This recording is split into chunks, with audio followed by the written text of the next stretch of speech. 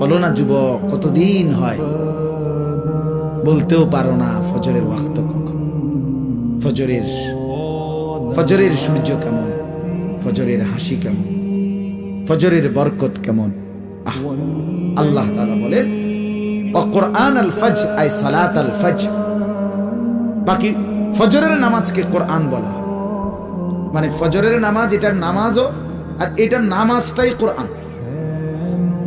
তাফসিরে লিখছে মানে হলো এই, ফজরের নামাজ যেন কোরআনুল কারীমের লম্বা তেলাওয়াত দিয়ে মোড়াইয়া প্যাকেটিং করিয়া ফজরের নামাজ দেওয়া হয়েছে।